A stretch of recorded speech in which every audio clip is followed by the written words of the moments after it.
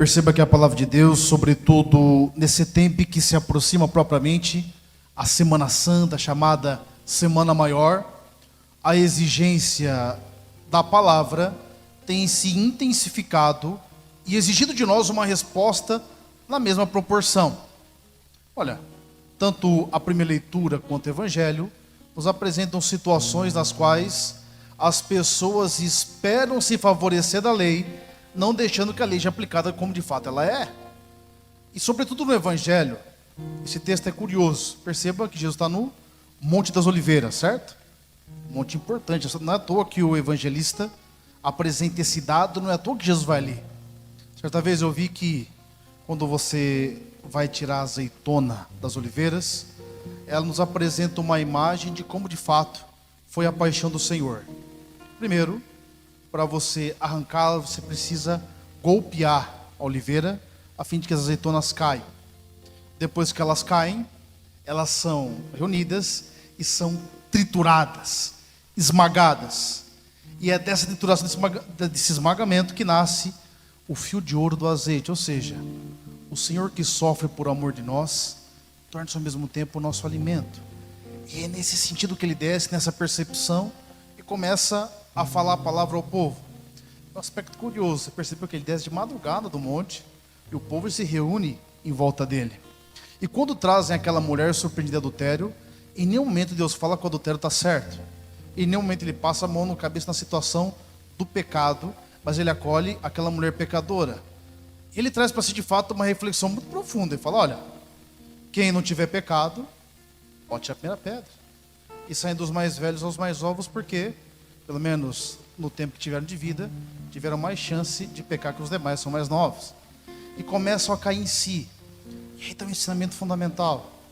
Antes de você acusar o pecado de alguém, faça um exame de consciência.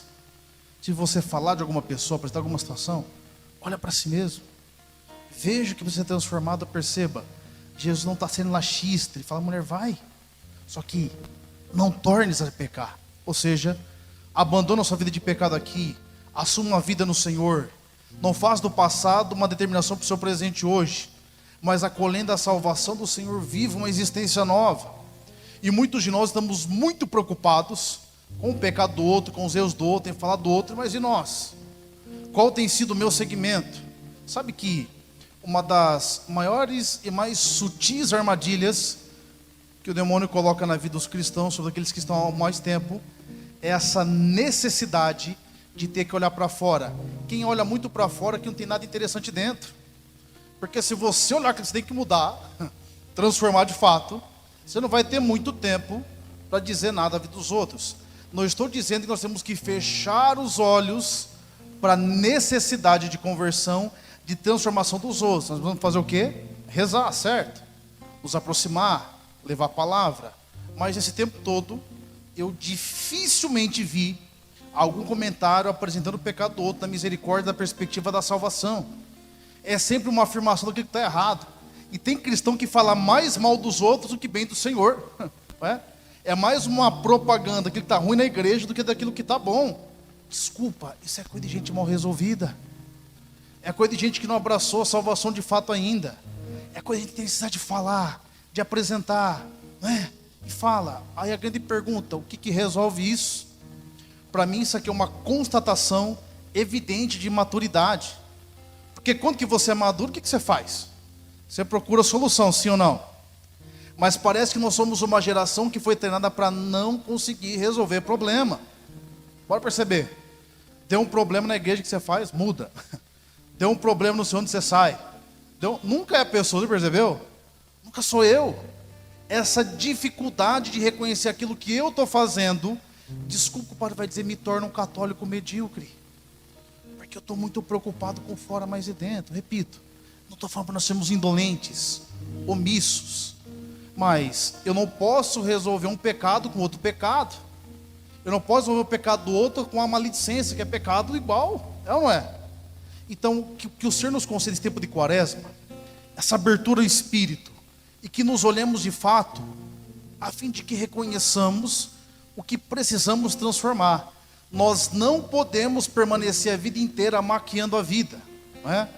A maquiagem é muito bonita, resolve muita coisa, tira, não é? Ou as imperfeições, ou a imperfeição que a gente acha que tem. Mas quando a água cai, falta aquilo que é. Ou nós nos olhamos como somos de Deus e buscamos a transformação, ou colhemos o fruto desse distanciamento. Para dizer, já encerrando, não existe atalho. Ou se vive ou não se vive. Sofre-se por não viver, sofre-se por viver. Mas, padre, vai sofrer dos dois jeitos? Sim. Só que um sofrimento é fecundo, leva à salvação. Outro sofrimento é infecundo, te torna escravo das circunstâncias, te leva à perdição. Aí que está o ponto. Antes de contestar a palavra, conteste os seus hábitos, como eu tenho que contestar os meus também. Para que busquemos essa transformação. E todas as vezes que o pecado do outro lhe chama a atenção, não desconsidere mais reza. O que Jesus fez? Ele ficava cochichando com os apóstolos, olha lá os fariseus hipócritas ali, não? Ele falava com os fariseus, né? Falava para a pessoa, mas não da pessoa. Então, que possamos hoje, tal como aquela mulher, de fato, não temos o mesmo pecado talvez ali, mas quantas situações nos distanciam ainda de Deus. E a gente precisa se olhar, gente, ouvir de Jesus, receber a absolvição que o Senhor confiou à sua igreja e viver uma existência renovada. Feche os seus olhos.